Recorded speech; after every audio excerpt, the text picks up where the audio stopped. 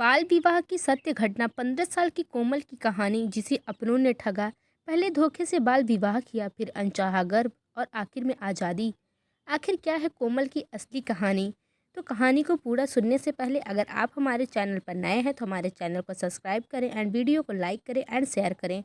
तो चलिए हम देखते हैं कि कोमल की आखिर असली कहानी है क्या। तो चलिए कहानी को हम शुरू करते हैं। शादी का सपना हर लड़की किशोरावस्था से ही देखती है, क्योंकि उसमें उसके आगे के जीवन की रूपरेखा होती है। अपने जीवन साथी को बिना जाने बिना देखे वह अपने सपनों में नए नए रंग भरती रहती है। बिहार के सहरसा जिले की कोमल की ज़िंदगी भी कुछ इसी भी फलसफे पर सामान्य तरीके से चल रही थी। 15 साल की कोमल अपनी पढ़ाई जारी रखना चाहती थी, लेकिन परिवार की आर्थिक हालात इसकी मंजूरी नहीं दे रहे थे। हालांकि जैसे तैसे उसने पढ़ाई जारी रखी, यहाँ तक कि उसकी ज़िंदगी दूसरी किशोरियों की तरह चल रही थी। लेकिन ज़िंदगी में कभी एक ऐसा मोड़ भी आया जो ज़िंदगी को पूरी तरह से बदल कर रख देता है।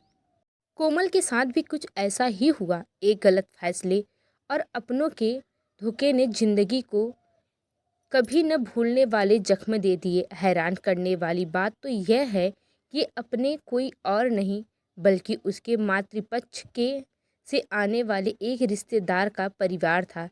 कोमल के परिवार की आर्थिक स्थिति और उसके आगे पढ़ने ख्वाहिश को ही इस परिवार ने हथियार बना लिया। नटवर लाल की तरह इस ठग परिवार के दाम्पत्य और उसके बेटे ने कोमल को अपने जाल में फंसा लिया।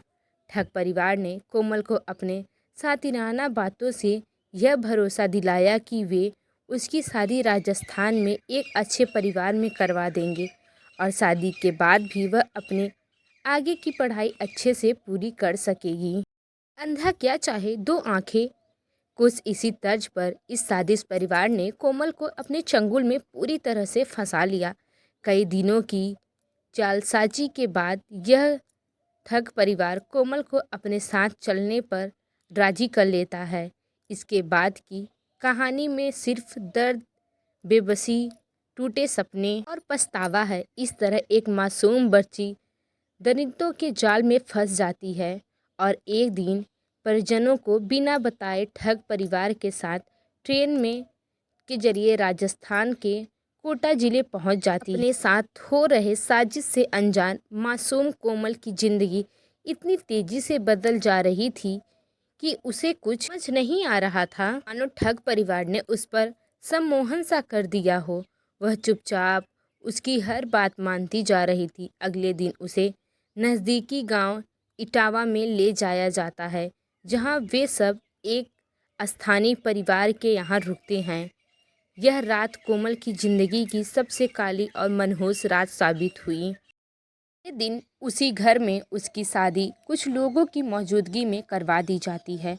इसके बाद कोमल अपने पति के साथ उसके पैतृक जिले बूंदी में रहने आ जाती है। कुछ दिन तो तब तक सब सही चल रहा था, लेकिन उसके बाद जैसे ही कोमल अपने ससुराल से मायके सहरसा जाने के लिए कहती है तो ससुराल वालों के तेवर एकदम से बदल जाते हैं। अभी तक कोमल को अपने बहू की जगह बेटी मानने वाला ससुर अपनी असलियत पर आ जाता है। वह कोमल को बताता है कि उसे शादी के लिए खरीदा गया है और कोमल के रिश्तेदार लगने वाले ठग परिवार ने ही उसका सौदा किया है। यह सुनते ही कोमल के पैरों तले से मानो जमीन ही खिसक गई हो।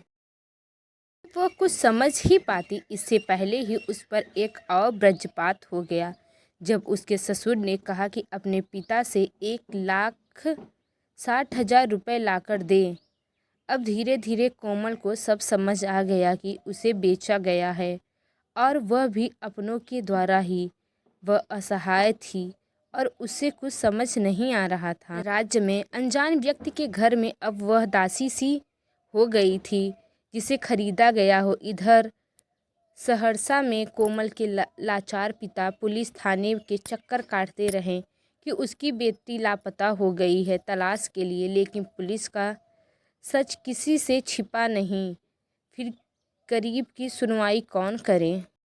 परिवार को उसकी चिंता खाए जा रही थी, लेकिन कहानी अभी बाकी है कि तर्ज पर शायद कोमल की किस्मत में कुछ और ही लिखा था। जिंदगी में एक नई सुबह आने वाली थी। दर दर भटकने को मजबूर कोमल के पिता को बच्चों के लिए काम करने वाले संगठन बचपन बचाओ आंदोलन का पता चला। यही संगठन है जिसकी स्थापना नोबेल शांति पुरस्कार से सम्मानित कैलाश सत्यार्थी ने की थी। यह संगठन कोमल जैसी हजारों बच्चियों के रेस्क्यू कर चुका है। कोमल के पिता अपनी लापता बेटी की फरियाद संगठन के कार्यकर्ताओं के पास पहुंचे। कार्यकर्ताओं के कई दिन के प्रयास के और आला पुलिस अधिकारियों के पास शिकायत करने के बाद कोमल की गुमशुदगी का केस दर्ज हुआ। इसके बाद भी चुनौती कम नहीं थी। न मोबाइल, न सर्विलांस, न कोई इनपुट। फिर भी पुलिस ने किसी तरह पता लगा लिया कि कोमल को उसके रिश्तेदार ने कोमल को राजस्थान में किसी को बेचा है। दरअसल कोमल को के लापता होने के बाद ही यह ठग परिवार उसके यहाँ आने से कतराने लगा था, जो पहले हर दूसरे तीसरे दिन आता था। इसी से इस ठग परिवार पर पुलिस का शक गहरा हो गया था। बिहार पुलिस ने राजस्थान पुलिस के साथ सिरे से सिरा जोड़ते हुए बूंदी तक का सफ़र पूरा किया और कोमल को रेस्क्यूज करने में कामयाबी पाई। साथ ही पुलिस ने इस मामले में के सभी आरोपियों को गिरफ्तार कर जेल में भेज दिया। इस तरह कोमल की ज़िंदगी में एक नई सुबह आई। हालांकि वह अभी 4 महीने की गर्भवती थी, लेकिन उसके अनचाही औलाद को जन्म देने से मना कर दिया। वह अपने साथ हुए अन्याय के नासुख थी। आज कोमल खुश है और सहरसा में अपने परिवार के साथ रह रही है। वह कहती है, उस समय मुझे पता ही नहीं था कि मेरे साथ क्या हो रहा है। बहुत जल्दी हो गया। मैं अब आगे की ज़िंदगी को खूबसूरत बनाना चाहती हूँ। साथ ही कोमल बचपन बचाओ आंदोलन का शुक्रिया करना नहीं भूली, जिसे उसने नारकी जीवन से निकाल कर एक नई ज़िंदगी दी थी, नई सुबह दी थी। तो दोस्तों, अगर आपको हमारी ये कहानी अच्छी लगी है तो हमारे चैनल को लाइक करें, सब्सक्राइब करें एंड शेयर करें। धन्यवाद।